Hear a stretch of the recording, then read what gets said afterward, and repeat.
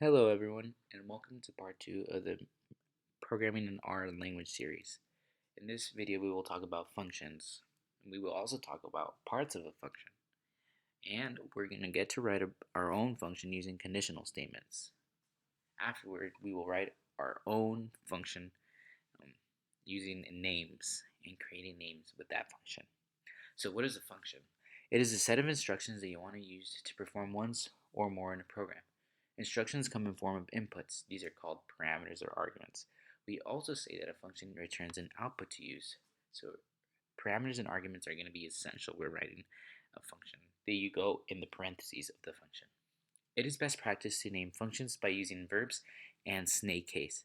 A function can have empty parentheses. This will be used to distinguish from a variable. So, parts of a function. Arguments. Arguments can have any names, and whatever order they are put, that's what the variable they will get assigned to. Arguments are separated by commas. These arguments will only exist in this particular function. The body of a function falls between two curly brackets, the opening curly bracket and the closing curly bracket. The body will have all the instructions that your function will need to perform. You will want to use more than one line of code to make it worthwhile. You can also create new variables in a function. You can call other functions and write any code in here. Returns. You can specify what output a function produces, calling the return function, and pass the value you wish your function to return. Returns can be useful if you want to assign a return value to a variable. Because the return function exits the function, it is usually the last line of the code of the function. So basically, what are the three parts of the functions? We have arguments, the body, and return statements. So our first task is write a function using the print function. What is passed as an argument? So print, I'm going to say print hello. Computer, please print hello. And what is passed as an argument? In this particular moment, we used hello as our argument. We're using character data, which is also a string. Anything in quotations is a string. So we run it, we say hello. Alright, our second task is write a function using the sum function using two numeric arguments. So with the sum function, we can only use numbers. We cannot use string data or character data, things that are in quotations. It'll just not work. So I'll show you an example of it not working and then an example of one working. So we're going to use sum with character data. Again, this will not work because the sum function is supposed to be used with numbers. Oranges. So basically, what does the sum function do? It calculates the sum of all input values. So everything that's inside of you, it'll be added. But in this case, it will not be added because they're string data. So we're going to run it and then error, invalid type, characters. Alright, now let's put some valid data, okay, which are numbers for this particular function, sum 4, 5. Alright, please add 4 and 5.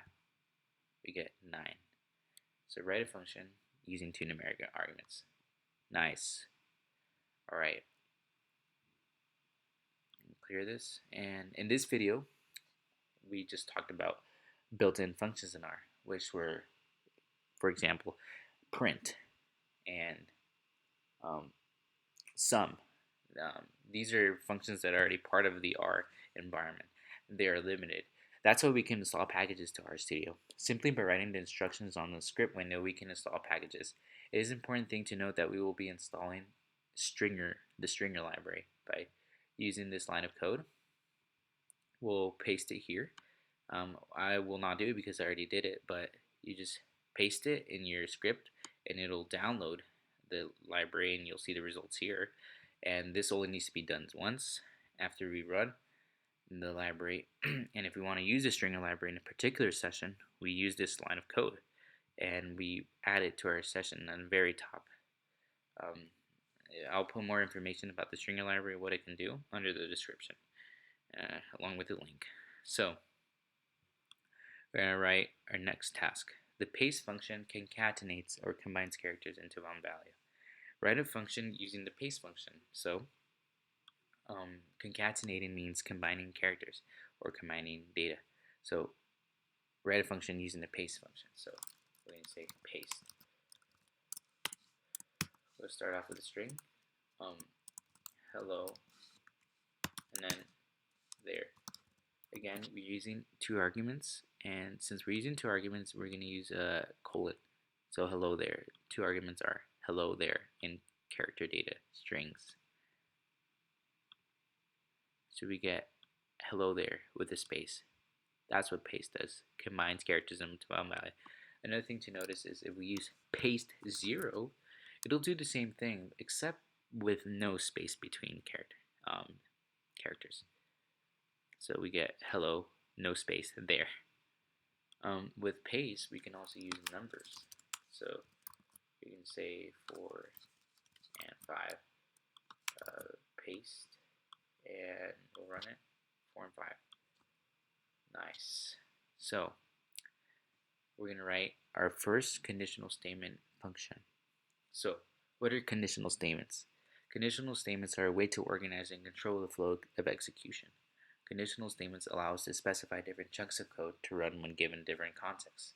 So in English, this means if something is true, do these lines of code. Otherwise, do some other lines of code. Things we need to know before writing a conditional statement. We need to know what to assign to a variable. It can be numeric, character, or logical data, also known as Boolean. And if you don't know what Boolean is, true or false data. Second, we need to know how to use the assignment operator. Third, we need to know the conditional statements in programming, which are if, else if, or else. We need to know how to pass arguments, parameters to a function, and how to name arguments. We need to know how to print a function, which we've done before, and we need to know how to use relational operators, which are less than and greater than, less than or equal to, greater than or equal to, equal or not equal to. These will be used to compare data. So let's write our first function using conditional statements. So in this case, we'll write a function that says, if you're older than 21, computer, please print you're a legal adult. If you're younger than 21, computer, please print you are not a legal adult. So to do this, we need to, of course, work with data when writing a conditional statement. So we have to assign something to a variable. So start off my age, and we're going to say 15. So that's, we're using an assignment operator, numeric data, and a variable. So if my age is less than 21, which is the legal adult age that we want to use, print you are not a legal adult. So, and then anything else than less than of 21, please print you are a legal adult. So anything older than 21, this will print out you're a legal adult. So right now we have my age is with the value of 15. So my age is being passed here with the value of 15. So we look at this, in other words, you say 15 is less than 21. That is true. So what do you think will get printed? Do you think you're not a legal adult will get printed, or you're a legal adult? If you guess the first one, you're right. We will get printed you're not a legal adult. Let's see our results. Run. You are not a legal adult. So let's say anything else bigger than 21. So let's say 22, for example. What do you think it will print? You are a legal adult. So basically, these are conditional statements. We use relational operators, we use variables, we use numeric data, we used functions, which is everything inside the curly brackets, and we use the prints. We also use conditional statements. So if you want more practice with it, try to use different numbers, and you can also use string data if you want to, true or false data. So if you have any questions, leave comments below, and we're going to write another function. So our next task is to write a function that takes two arguments that returns a full name, create a variable that will print a new name using the myMake function. So if it's not clear, we'll work through this together. So to make it more clear, let's write something else. So let's say write a function that named make full name that takes two arguments and returns the full name function from them. Alright, so again, we're going to use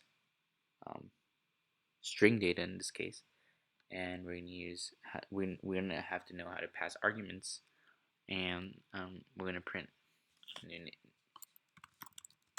and print the new name. Okay, so we're going to call make full name. I'm going to assign something to it, but we're going to use a function. So since we're using a function here, we have to specify function because we're dealing with more a little bit more complex function. So we of course have to assign variables before we continue this. First name, and then we say Bill, and then last name we say Smith. So inside this function, please pass first name. When passing parameters, use the variable names last name. Alright, and then we're going to say we're going to write a new variable called full name. We're going to assign the paste function to it. So this will basically again concatenate for us. And we're going to say first name and last name, and then we're going to say return full name. Alright, so we'll run this to see if it's working. Great. And if you're stuck at this point or have any questions, please pause and return. Review again back what's going on.